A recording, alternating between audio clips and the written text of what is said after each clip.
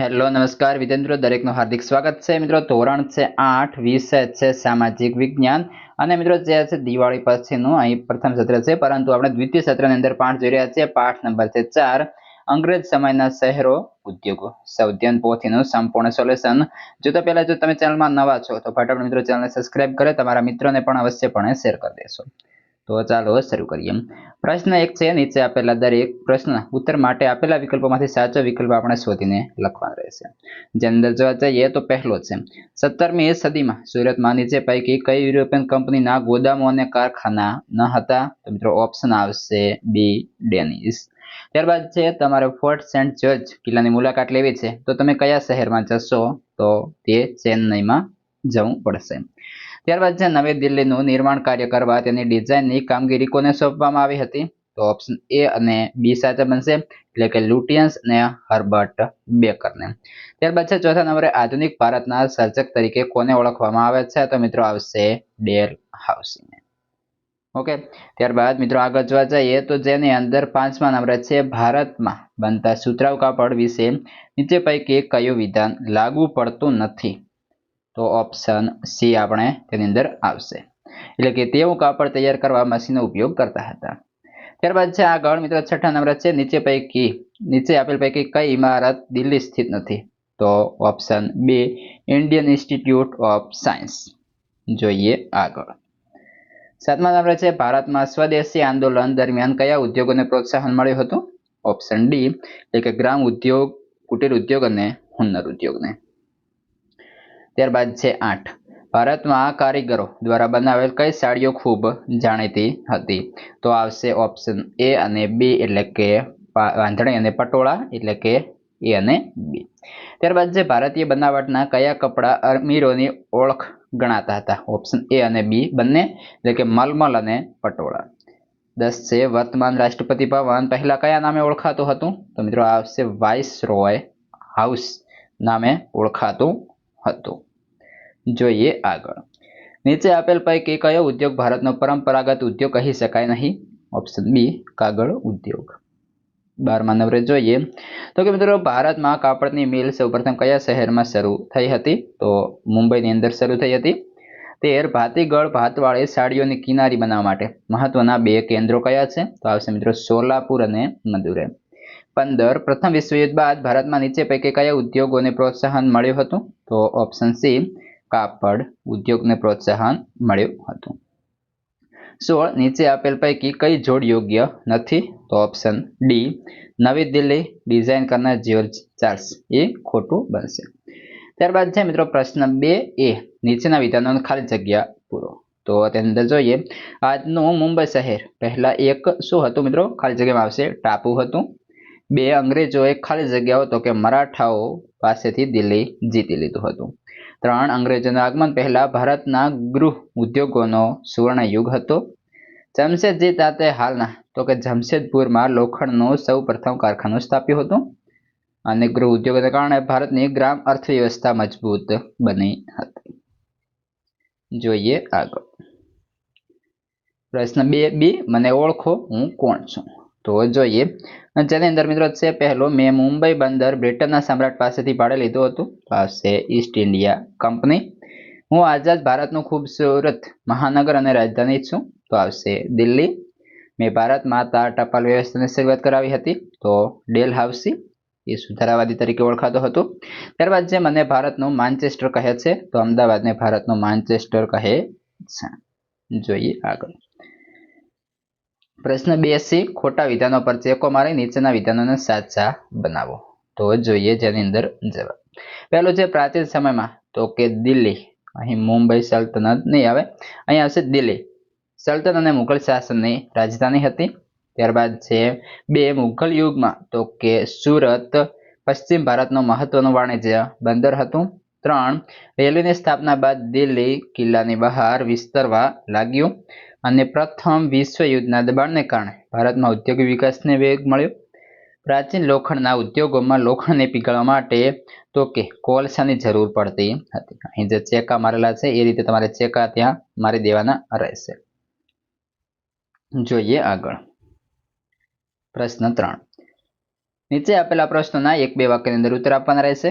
મિત્રો જોઈએ પહેલો પ્રશ્ન. સુરત શહેરનો ઇતિહાસ કેવો છે? તો કે સુરત શહેરનો ઇતિહાસ વૈવિધ્યપૂર્ણ, રસિક અને રોમાંચક છે. પ્રાચીન સમયમાં સુરત મહત્વનું ઔદ્યોગિક અને વાણિજ્ય કેન્દ્ર છે. પ્રશ્ન 2. અંગ્રેજોએ વેપારી મથકો તરીકે કયા કયા શહેરોનો વિકાસ કર્યો હતો? તો કે અંગ્રેજોએ વેપારી મથકો તરીકે મુંબઈ, મદ્રાસ અને કલકત્તાનો વિકાસ કર્યો હતો. 3. સુરતમાં કઈ યુરોપિયન પ્રજાને ગોદામો સ્થાપ્યા હતા? તો કે સુરતમાં ફિરંગીઓ, ડચ અને અંગ્રેજોના ગોદામો સ્થાપાયા હતા. ત્યારબાદ છે ચોથા નંબરે, નવી દિલ્હીમાં કઈ કઈ યાદગાર ઇમારતોનું નિર્માણ કરવામાં આવ્યું? તો કે નવી દિલ્હીમાં વાઇસરોય હાઉસ, રાજપથ માર્ગ, સરકારી વહીવટી ઇમારતો, સચિવાલય જેવી યાદગાર ઇમારતોનું નિર્માણ કરવામાં આવ્યું. 5. અંગ્રેજોના આગમન પહેલા ભારતમાં કયા કયા ઉદ્યોગોનો વિકાસ મોટા પાયે થયો હતો? તો કે અંગ્રેજોના આગમન પહેલા ભારતમાં ઢાકાની મલમલ, જરીકામ, રંગકામ, ભીંજણકામ વગેરે ગૃહ ઉદ્યોગોનો મોટા પાયે વિકાસ થયો હતો. પ્રશ્ન 6. 19મી સદીના અંત ભાગમાં ભારતમાં કયા કયા ઉદ્યોગોનો વિકાસ થવા લાગ્યો હતો? તો કે 19મી સદીના અંત ભાગમાં ભારતમાં શણ, સુતરાઉ કાપડ, લોખંડ, પોલાદ, કાગળ, રસાયણ, ચામડા કમાવાના અને જહાજ બાંધવા જેવા ઉદ્યોગોનો વિકાસ થવા લાગ્યો હતો. પ્રશ્ન 7. ગુજરાતમાં કાપડની મિલ સૌપ્રથમ કોણે શરૂ કરી હતી? તો ગુજરાતમાં અમદાવાદની અંદર રણછોડલાલ છોટાલાલે ઈસવીસન 1861માં મે માસની 30 તારીખે પ્રથમ કાપડની મિલ શરૂ કરી હતી. પ્રશ્ન 8. ગાંધીજીના આગમન બાદ ભારતમાં કયા કયા ગૃહ ઉદ્યોગો અને અન્ય ઉદ્યોગોને પ્રોત્સાહન મળ્યું? તો કે ભારતમાં સ્વદેશી આંદોલન શરૂ થતાં ભારતમાં ગ્રામ ઉદ્યોગો, હાથકાંતણ, હાથવણાટ ઉદ્યોગ અને હુન્નર ઉદ્યોગોને પ્રોત્સાહન મળ્યું. જોઈએ પ્રશ્ન 9. ભારતમાં લોખંડ પોલાદના કારખાના ક્યાં શરૂ થયા હતા? તો ભારતમાં જમશેદપુરમાં લોખંડ પોલાદનું કારખાનું સ્થપાયા પછી ભારતમાં કુલ્કી, બુરહાનપુર, ભદ્રાવતી વગેરે સ્થળોએ લોખંડ પોલાદના કારખાના સ્થપાયા હતા. જોઈએ પ્રશ્ન 3b. તો મિત્રો આની અંદર જોવા જઈએ તો પહેલો છે મુંબઈ, તો સામે આપણો જવાબ બનશે સી, એટલે કે આજનું સૌથી મોટું ઔદ્યોગિક વાણિજ્ય કેન્દ્ર. બીજું છે સુરત, તો કે ડી, અંગ્રેજોએ પોતાની પહેલી કોઠી સ્થાપી. ત્યારબાદ ચેન્નઈ, તો કે option A, Fort Saint George, અને કલકત્તા તો આવશે ફોર્ટ વિલિયમ, અને બેંગ્લોર તો ઇન્ડિયન ઇન્સ્ટિટ્યૂટ ઓફ સાયન્સ. તમે જોઈ શકો છો અહીં મિત્રો સામે જવાબ આપેલા છે, જે અહીં ઉત્તર કરીને આપણે લખેલા છે, તો તમે ત્યાંથી લખી લેશો. જોઈએ આગળ. પ્રશ્ન 4a. નીચે આપેલ શબ્દોની સંકલ્પના સમજાવો. જે અંદર પહેલો છે વાણિજ્ય કેન્દ્ર, તો જેની અંદર વાણિજ્ય એટલે વેપારનું મહત્વનું કેન્દ્ર, જેમાં ચીજ વસ્તુ અને સેવાઓના જે છે ક્રય અને વિક્રયની પ્રવૃત્તિ તેના મદદ થતી અન્ય પ્રવૃત્તિઓનો સમાવેશ થાય છે. બીજું છે ગૃહ ઉદ્યોગો, તો જેની અંદર જોવા જઈએ તો કે ગૃહ ઉદ્યોગોમાં કોઈ કુટુંબ અથવા કોઈ પેઢી દર પેઢી કોઈ ચોક્કસ ચીજ વસ્તુનું ઉત્પાદન કરે છે. આમાં વસ્તુ મોટે ભાગે ઘરમાં જ બનતી હોવાથી કારખાનામાં વધારાની જમીનની જરૂર રહેતી નથી. આથી જ આ ઉદ્યોગોને ગૃહ ઉદ્યોગ કહે છે. 3. પરંપરાગત ઉદ્યોગો, તો કે જે ઉદ્યોગો કોઈ કોમ કે કુટુંબ પેઢી દર પેઢી ચાલી રહ્યા હોય તેને પરંપરાગત ઉદ્યોગ કહેવાય છે. જેમ કે સુતરાઉ કાપડ, શિલ્પ કલા, ધાતુ કલા એ આપણા પરંપરાગત ઉદ્યોગો છે. મિત્રો પ્રશ્ન 4b. ઐતિહાસિક કારણ આપો. અંગ્રેજોના આગમન બાદ ભારતના ઉદ્યોગો પડી ભાગ્યા કારણ કે? તો કે ઇંગ્લેન્ડના આધુનિક કારખાનાઓના વિકાસને કારણે ગૃહ ઉદ્યોગોની પડતી શરૂ થઈ. ઇંગ્લેન્ડના ઉદ્યોગો વિકાસ માટે અંગ્રેજો ભારતમાં વધુને વધુ પ્રદેશો ઉપર શાસન સ્થાપવા માંગતા હતા. ભારતમાં સસ્તા ભાવે ખરીદેલો કાચો માલ યુરોપ ઇંગ્લેન્ડમાં વધુ ભાવથી વેચીને કંપનીને મોટો નફો મળતો હતો. આથી ભારતના ઉદ્યોગો પડી ભાગ્યા હતા. જોઈએ પ્રશ્ન 2. ભારતમાં હાથવણાટનું કામ કરનારા કારીગરો બેરોજગાર બન્યા કારણ કે? અંગ્રેજોના શાસન દરમિયાન કાપડ વણાટના કારીગરો અને કાપડ ઉદ્યોગોને ઘણી મુશ્કેલીઓનો સામનો કરવો પડ્યો હતો. ભારતીય બજારોમાં બ્રિટનનું કાપડ સસ્તા ભાવે વેચાતું હતું, જેના કારણે આધુનિક ટેકનોલોજીથી કાપડ શરૂ થતાં ભારતીય કારીગરો બેકાર બન્યા, એટલે કે બેરોજગાર બન્યા હતા. જોઈએ પ્રશ્ન 5. મુદ્દાસર જવાબ લખો. પહેલો પ્રશ્ન છે અંગ્રેજોએ બનાવેલી ભારતની નવી રાજધાની વિશે ટૂંકમાં જણાવો.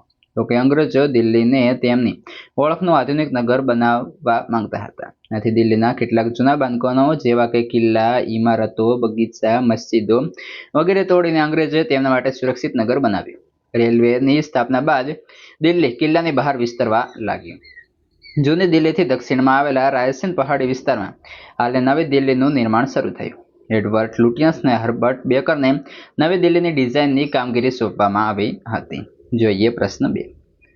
અંગ્રેજોના આગમન સમયે ભારતના ગૃહ ઉદ્યોગોની પરિસ્થિતિ શું હતી? તો કે અંગ્રેજોના આગમન સમયે ભારતના ગૃહ ઉદ્યોગોનો સુવર્ણકાળ ચાલતો હતો. ઢાકાની મલમલ, સુરતનું જરીકામ, રંગકામ, છાપકામ તેમજ બનારસની સાડીઓ, પાટણના પટોળા વગેરેના ગૃહ ઉદ્યોગોના મોટા પાયે વિકાસ થયો હતો. આપણા વણકરો સુતરાઉ કાપડનું પીંજણકામ, બનાટકામ અને રંગકામ જાતે જ કરતા હતા.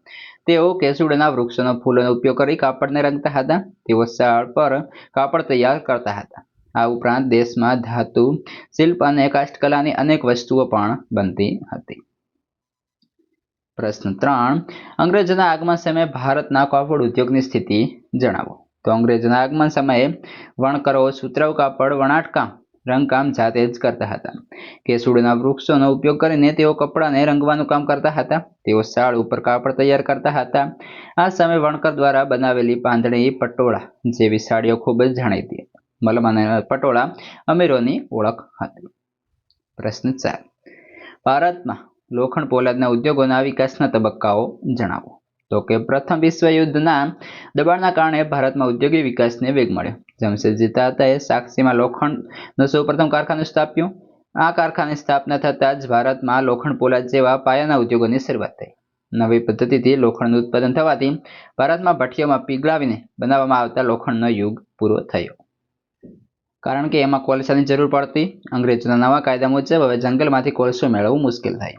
લોખંડ પોલાદના ઉત્પાદનની શરૂઆત થતાં બીજા ક્ષેત્રના ઉદ્યોગોની શરૂઆત થઈ. પ્રવૃત્તિ 1. ભારતના રેખાંકિત નકશામાં નીચે આપેલા સ્થળોનો નિર્દેશ કરો. દિલ્હી, અમદાવાદ, જમશેદપુર, મુંબઈ, ચેન્નઈ, બેંગલુરુ અને કોલકાતા. તો આ રીતે તમે જે છે મિત્રો દર્શાવી શકો છો. આપણે જોવા જઈએ તો કે સૌ પ્રથમ છે મિત્રો અહીં દિલ્હી તમે જોઈ રહ્યા છો. ત્યારબાદ છે જામશેદપુર, અહીં છે અમદાવાદ, અહીં બનશે મુંબઈ, બેંગલુરુ અને ચેન્નઈ. આવી રીતે તમે સારી રીતે દર્શાવી લેશો. ત્યારબાદ બીજો નંબર છે તમારા જિલ્લામાં ચાલતા ઉદ્યોગોના નામની યાદી તૈયાર કરો. તો કે આપણે જે છે તમારા જે પણ જિલ્લો લાગતો હોય તે રીતે તમે લખી શકો છો. તો કે અમારા બનાસકાંઠા જિલ્લામાં લોખંડ ઉદ્યોગ, કાપડ ઉદ્યોગ, ટાઇલ્સ ઉદ્યોગ, પથ્થર બનાવવાના ઉદ્યોગ, સાડીઓ બનાવવા માટે ગૃહ ઉદ્યોગો, વણાટકામ વગેરે ચાલે છે. મિત્રો આ હતું સંપૂર્ણ તમારા ચેપ્ટરનું સોલ્યુશન. હવે આગળનું જે છે સંવિધાન પોથીના ચેપ્ટરનું સોલ્યુશન અને સ્વાધ્યાય અલગથી આપણે મૂકેલો છે, એ પણ તમે આપણે ચેનલ પરથી મેળવી લેશો.